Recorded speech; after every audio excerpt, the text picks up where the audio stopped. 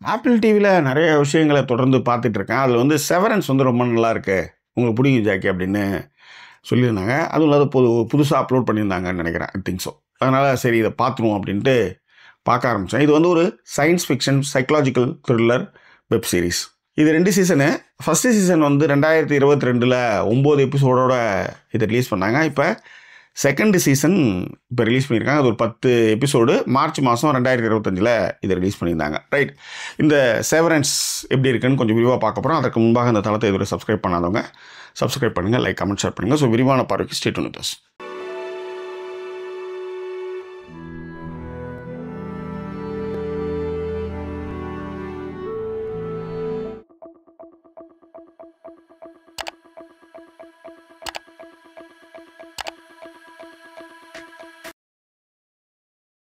செவரன்ஸ் உண்மையிலே இந்த வெப்சீரிஸ் வந்து மிக சரியாக எழுதப்பட்டிருந்தால் அது வந்து பரபரப்பாக பேசப்பட்டிருக்கும். நான் வந்து சீசன் ஃபஸ்ட்டை சொல்கிறேன். சீசன் செகண்ட் வந்து எப்படி இருக்குன்னு எனக்கு தெரியாது. நான் சீசன் ஃபஸ்ட்டு தான் சொல்கிறேன்.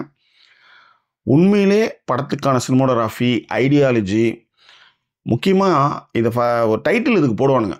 ஃபஸ்ட் சீசனில் டைட்டில், இந்த டைட்டிலே வந்து அவ்வளோ ஒரு நாலேஜபிளாக இருக்கும்.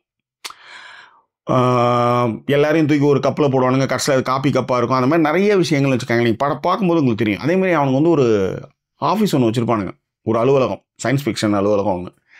அந்த அலுவலகத்துக்கான கார் பார்க்கிங்க்கு, அந்த அலுவலகத்திலேருந்து வெளியே வர்றதுக்கான வழி, அங்கே நட்டிருக்கிற மரங்கள், அதுக்கான விஷயங்கள்லாம் வேறு லெவல் பண்ணியிருந்தானுங்க. செட்டு, லைட்டிங்கு ரிச்சாக எட்டு வந்து நிறுத்தி வச்சுருந்தானுங்க. சரி, எங்கே வந்து இது வந்து சரி முதல்ல அந்த கதை என்னன்னு சொல்லுவோமா? ஒரு ஐடி பார்க் மாதிரின்னு ஒரு பெரிய கட்டடம்னு வச்சுக்கோங்களேன்.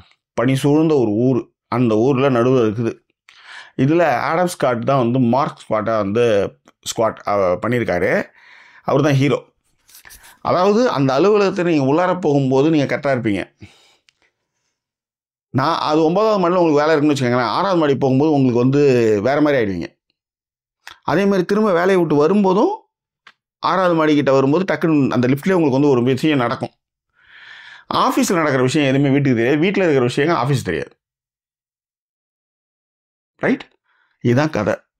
இங்கே எல்லாருமே வேலை செஞ்சிட்ருக்காங்க. அவங்களுக்கு அங்கே என்ன நடக்குதுன்னு தெரியாது, என்ன தயாரிக்காங்கிறன்னு தெரியாது. அதெல்லாம் என்ன நடந்தது போச்சு அப்படின்னு ஹீரோ வந்து மார்க் ஸ்குவாட் வந்து கண்டுபிடிச்சாரா இல்லையான்றதான் வந்து ஃபஸ்ட்டு சீசன். உண்மையிலே அந்த பழம் மாதிரி இருப்பாங்கன்னு, அதுக்கு வந்து ஒரு ஹீரோன்னா அது வந்து ஆடம் ஸ்குவாட் வந்து அது கரெக்டாக செட் ஆகிறாரு. அடுத்தது வந்து யாருன்னா, எனக்கு ரொம்ப பிடிச்சிருந்தது வந்து தடியா ஒருத்தர் இருப்பார். அதாவது சில பேர்லாம் வந்து உண்மையாக உழைப்பாங்க தெரியுமா? டைலன்ற கேரக்டர் வந்து ஜாக் ஜெரி அவர் தான் வந்து பண்ணியிருந்தார். அவர் ஓகே தான், நல்லா தான் பண்ணியிருந்தார். அடுத்தது ஹெல்லி அப்படின்ற ஒரு கேரக்டரு, பிரிட்லோவர். அவங்க தான் வந்து, ஏன்னா அவங்க தான் வந்து இப்படி ஒரு விஷயம் இருக்குது, ஆனால் நம்ம வந்து இங்கேருந்து நகர்ந்து போகணும்னு ட்ரை பண்ணிகிட்டே இருக்கிற ஒரு கேரக்டர்.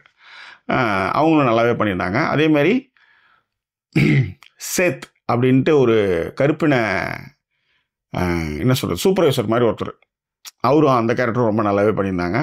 ஹார்மோனின்ற கேரக்டர் வந்து பட்ரிஷியான்றவங்க பண்ணியிருந்தாங்க. உண்மையிலே அந்த பேச்சு, அந்த நடவடிக்கை, பாசினஸ் இதெல்லாம் ரொம்ப நல்லாவே பண்ணியிருந்தாங்க. ஸோ அதனால சொல்கிறேன், ஃபஸ்ட்டு 3 எபிசோடு ஒர்த்து நம்மளுக்கு வந்து ஒரு ஆர்வத்தை ஏற்படுத்துகிறாங்க. ஆனால் இந்த நம்மளுக்கு ஃபஸ்ட்டு 3 எபிசோடில் சொல்கிறாங்களே, ஏன் ஃபஸ்ட் எபிசோட்லேயே சொன்னது தான் திரும்ப திரும்ப திரும்ப திரும்ப 9 எபிசோடு எடுத்துன்னு போனாங்க.